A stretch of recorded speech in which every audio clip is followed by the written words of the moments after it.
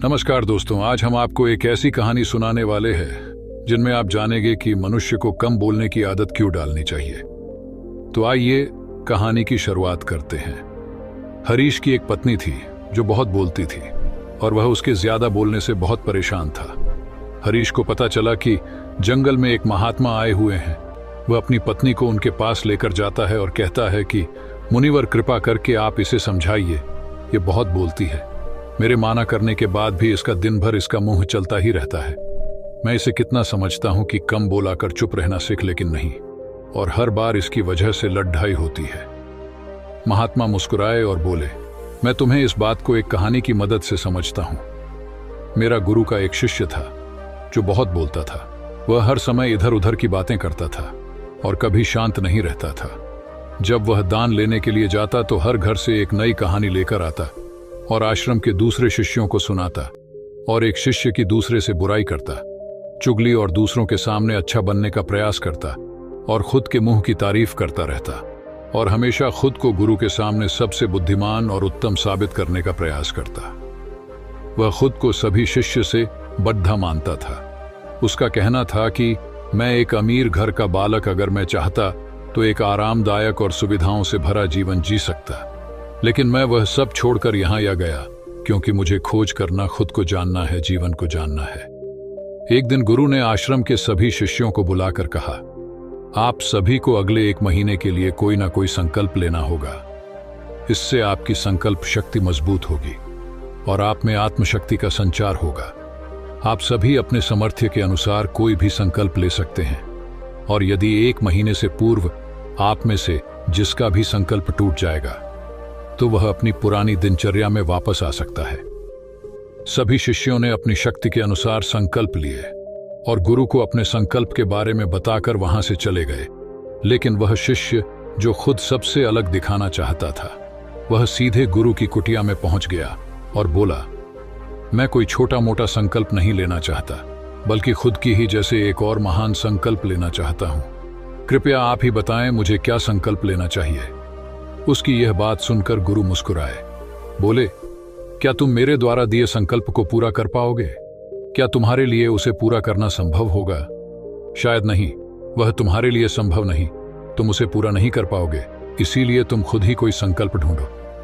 शिष्य ने कहा, आप जो भी संकल्प मुझे देंगे मैं जरूर उसे पूरा करूंगा। गुरु ने कहा, ठीक है, तो तुम अगले 1 महीने तक चुप रहो, मुंह से एक भी शब्द भी नहीं निकलोगे, यही है तुम्हारा संकल्प। शिष्य ने कहा, गुरुदेव, यह भी कोई संकल्प है? यह तो बहुत ही आसान है, आप कोई संकल्प दीजिए जो मेरी योग्यता के बराबर हो। गुरु ने कहा, पहले तो तुम इस संकल्प को तो पूरा करके दिखाओ। शिष्य ने गुरु की बात मान ली और वह उसी समय चुप हो गया और पलटकर कुटिया से बाहर चला गया।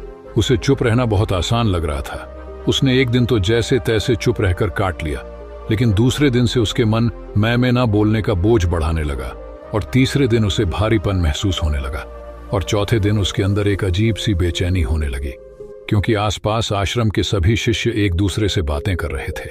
वह भी अपना पक्ष उनके सामने रखना चाहता था, उनकी बोलती बंद कर देना चाहता था, लेकिन उसका संकल्प उसके आगे आ रहा था, इसीलिए वह पूरे दिन सिर्फ और आंखें बनाता। इसी तरीके से कुछ दिन और बीते और वह शिष्य बीमार पड़ी डीडीएच गया। उसका सर फटा जा रहा, उसका खाने पीने तक मन नहीं करता था, वह सिर्फ बोलना चाहता था।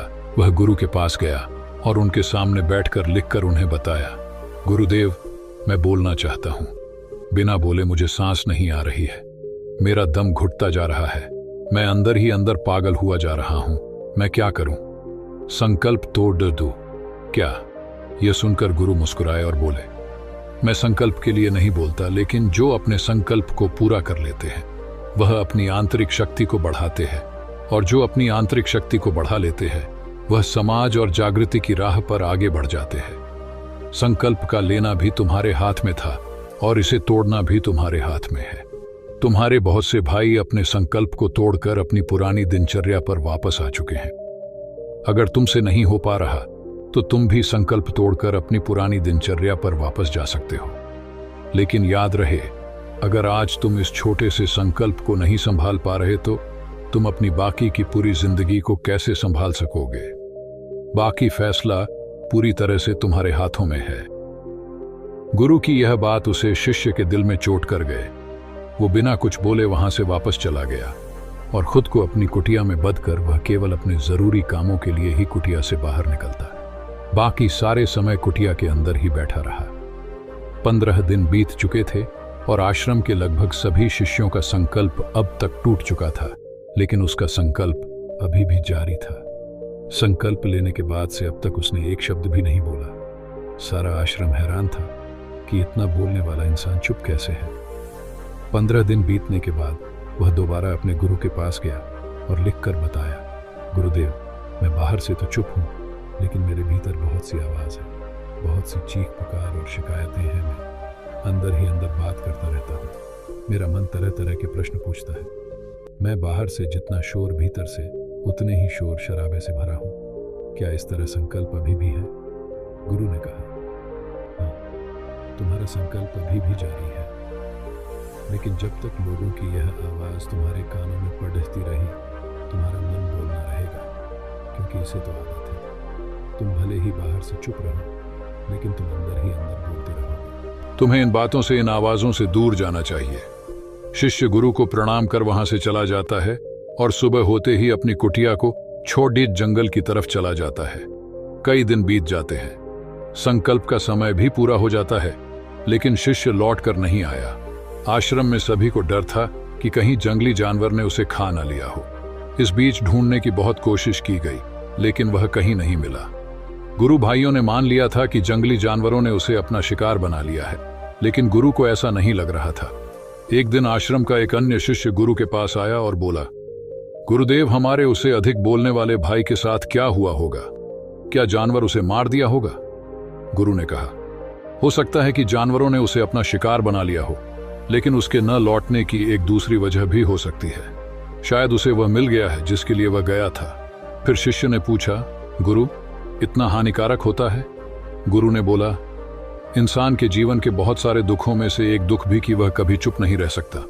हमेशा कुछ ना कुछ बोलना ही रहता है। सिर्फ हमारे बोलने के कारण हमारे आधे से ज्यादा दुख पैदा होते हैं। हम में से कोई भी चुप नहीं रहना। हम बस सामने वाले को सुना देना चाहते हैं। जो भी हमारे मन में है सब निकाल कर उसके मन में बैठा देना चाहते हैं। उसे समझा देना चाहते हैं कि देख, तू गलत है और मैं सही। इस तरीके से सुनने और सुनाने का यह काम जिंदगी भर चला रहता है, लेकिन न समझ में हम हैं। अपना समय, अपना जीवन, अपनी समझ और सबसे महत्वपूर्ण और कीमती पल जो जिया जा सकते हैं, जिनको अनुभव किया जा सकता है, जिनमें आनंद को प्राप्त किया जा सकता है, यह सब खो देते हैं। लेकिन इसके बदले हमें मिलता क्या है? सब कुछ व्यर्थ और बर्बाद हो जाता है।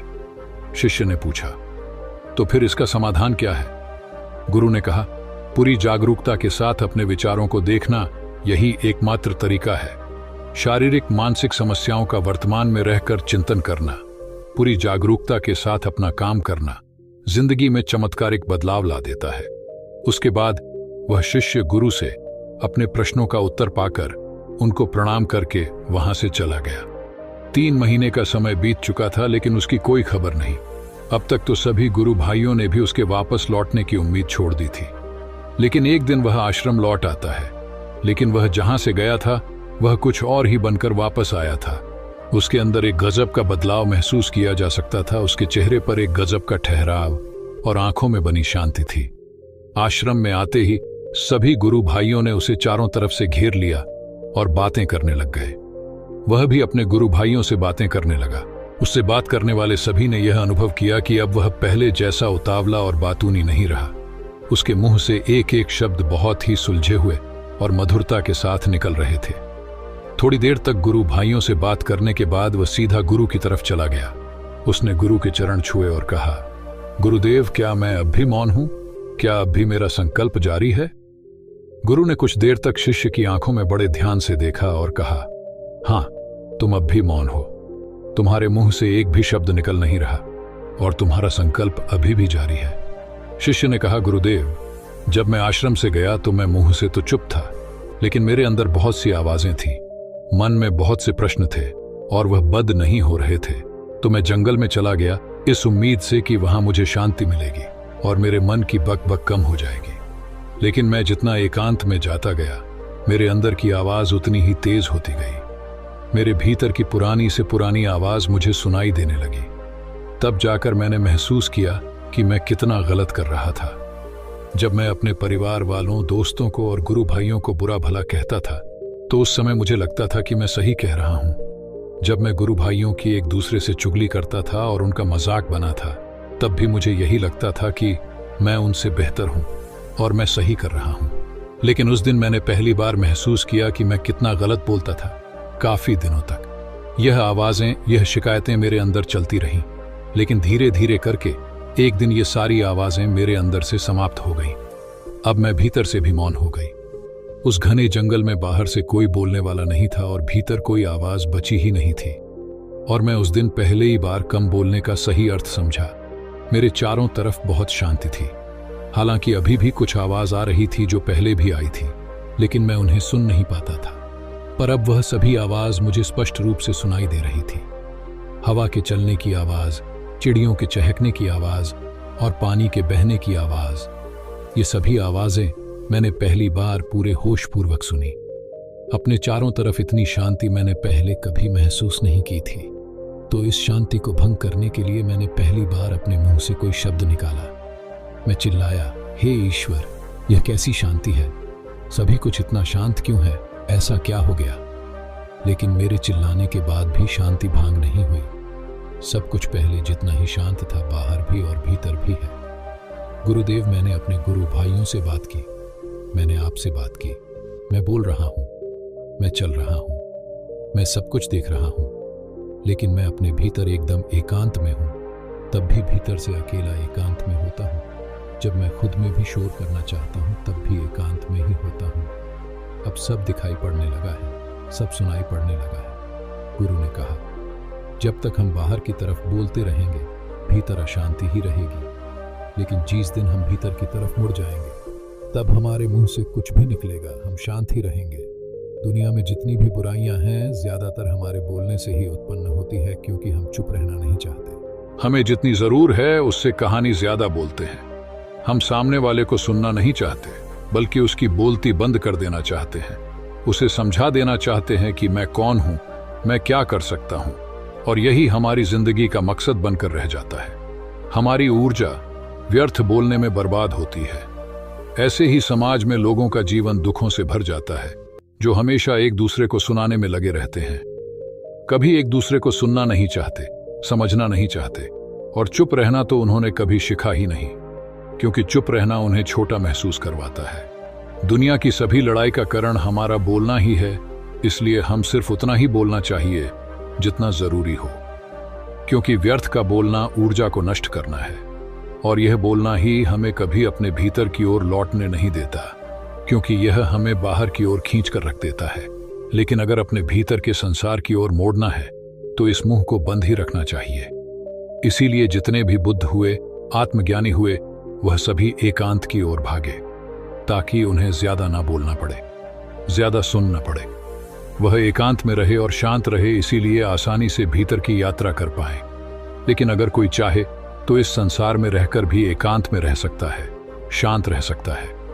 लेकिन इसके लिए उन्हें अपनी ऊर्जा बचानी होगी, जिसे वह अब तक अपने व्यर्थ के शब्दों में बर्बाद कर रहे थे। दोस्तों, इस कहानी की सीख यही है कि व्यर्थ का बोलना ऊर्जा को नष्ट करना है। ज्यादा और व्यर्थ बोलना ही हमें अपने भीतर की ओर लौट नहीं देता, क्योंकि यह हमें बाहर की ओर झुकाए रखना है, और जिन्हें भीतर की यात्रा करनी है, उन्हें अपने मुंह को बंद ही रखना चाहिए। मुझे उम्मीद है कि आपको यह कहानी पसंद आई होगी और काफी कुछ सीखने को मिला होगा। कहानी के बारे में अपने विचार आप हमें नीचे कमेंट बॉक्स में कमेंट करके बता सकते हैं।